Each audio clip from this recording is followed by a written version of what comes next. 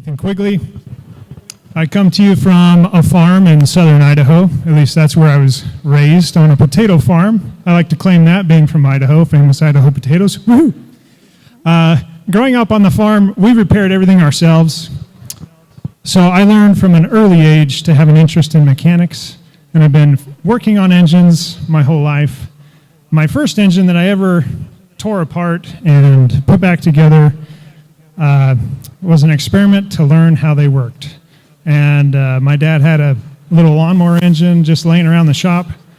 I picked it up and tore it apart and went to the library and rented a book to figure out how to put it together. And that was my beginning. So you may be wondering, why am I talking about mechanical things that man has made when everyone else has talked about other stuff? Essentially, my topic of preparedness is applicable today or now or anytime. Things like, if you were caught in a winter storm, it'd be nice to have a generator when the tree falls on the power line and cuts the power out, so you could heat your home, so you could have lights. Be nice to have a chainsaw when the windstorm comes and blows the tree down on your driveway and you can't get out. Little things like this. So let's take that scenario. A winter storm comes, knocks out the power. In my own home, the only source of heat is a natural gas furnace. The natural gas will continue to flow even if the power's knocked out, but I won't be able to burn the natural gas because you have to have electricity to run the furnace. So, in my own thinking, I was like working through that scenario, because one night in the winter my furnace quit working, and it only took about 4 hours, and I had to put on a jacket in my own home. I was like, yeah, this isn't a good scenario. So we bought a generator so I could power my furnace, should I need to, at some other time. And it happens every winter in the United States. A winter storm comes through and people are without power for days. And it'd be nice to have some way to heat your home in a home like mine. So we have a generator. But what if the generator doesn't start? You're going to get cold quick. So I'm going to take you through some steps to diagnose small engines, be it a generator, a chainsaw, snowblower, whatever it is. Most of these engines you can fix yourself very easily. So I'll just try and take you through some of the basics so you could diagnose problems that usually will fix the engine. So let's start with the easy stuff. Stuff like, did you turn the kill switch to the run position? Easy, but sometimes that doesn't happen. How about the oil level? Some engines have an oil level cutoff switch that if the oil level gets too low, it will not let the engine run. It's a self-preservation feature. Make sure you got enough oil. It should be like it shows here. There's a little bit of oil right at the very edge of the threads.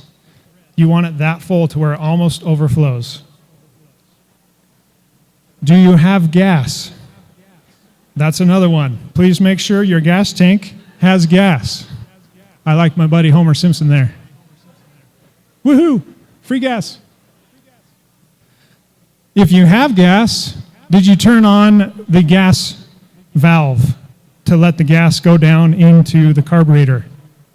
That's the old style, very easy to understand. The new style is like this. It's a combination rotary switch. When the switch is pointed up, the kill switch is activated, so it will not let the engine run, and it also shuts off the flow of gas. So you have to rotate the dial to one of these positions to get both gas and the kill switch at the right spot. So, before you call yourself good to go to try again, you need to open your gas tank and smell the gas.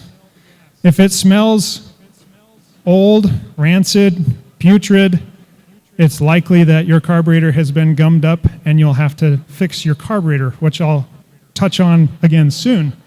Another problem is, especially with today's gasoline with ethanol, you can get water in your gas. And this is a picture of gas floating on top of water. They don't mix. Water will go to the bottom. and the bottom is where your engine draws its fuel from. So it's going to try and run on water, which won't work. So if you see water in the bottom of your tank, you got to empty it out and start with fresh gas.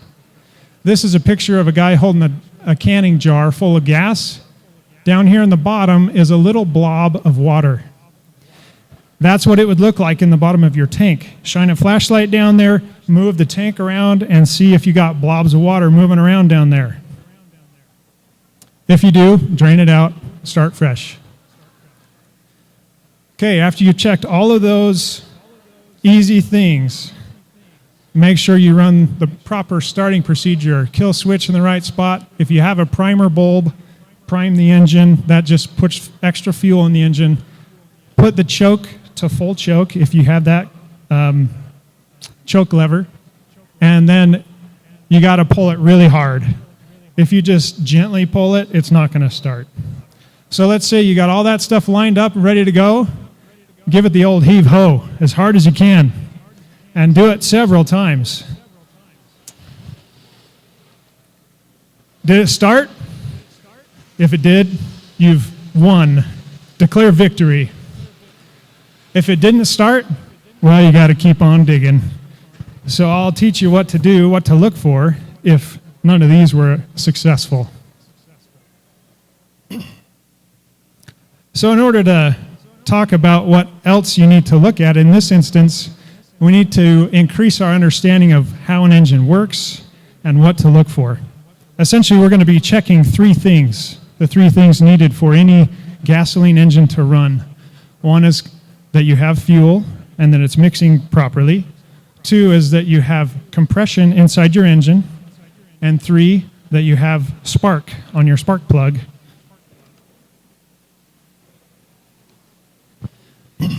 So you can see each of these three elements in the 4 cycles of a 4-cycle engine. There are 2-cycle engines. Most chainsaws are 2 cycles. They use the exact same elements. Instead of having 4 distinct strokes, they combine that into 2. But I'll just talk about 4-stroke for brevity. So the first stroke on, a 4-stroke engine is the intake stroke. So this little guy here in the tube is called a piston. The tube is called a cylinder. And on top of the cylinder, you have an intake valve and an exhaust valve. So on the intake stroke, the intake valve opens. The piston goes down inside the tube and sucks in fuel and air. The second part of the 4-stroke cycle is compression. Both valves on top close, and the piston goes up in the cylinder and compresses the fuel and air mixture. In little engines like this, it compresses it about 8.5 times to 1. You take 8.5 times of volume and you squish it down into 1. The next cycle is the power cycle.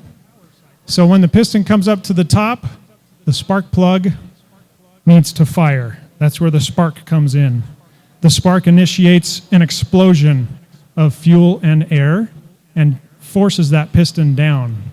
That's why it's called the power stroke. So those are the 3 elements: fuel, compression, and spark. The 4th stroke is to get rid of all the burnt air and gas. The momentum gained from power stroke pushes the exhaust out through the exhaust valve. So you've completed the 4 cycles, and the engine will automatically start over here on the intake again. After it pushes out all the exhaust, the intake valve opens, sucks in fresh fuel and air, and the process repeats. It goes over and over and over until you turn the engine off. And it goes very fast. Like a lawnmower speed, around 3,600 RPM, means that the crankshaft is rotating 60 times every second. So you can imagine how fast the piston moves up and down, and this process happens over and over. I have a video here that I'd like to show you where a guy took an engine, removed the top cylinder head, and replaced it with a clear cylinder head so you can actually see the piston going up and down. You can see the fire and the spark if it will work. Shalise is working on it. It's not going to work. Okay. We won't worry about the video.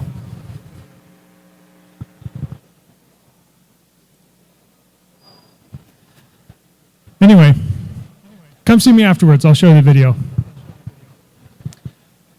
Okay, so now that we have that understanding of how engines work and the 3 things we have to check for, I'm going to show you how to check for them.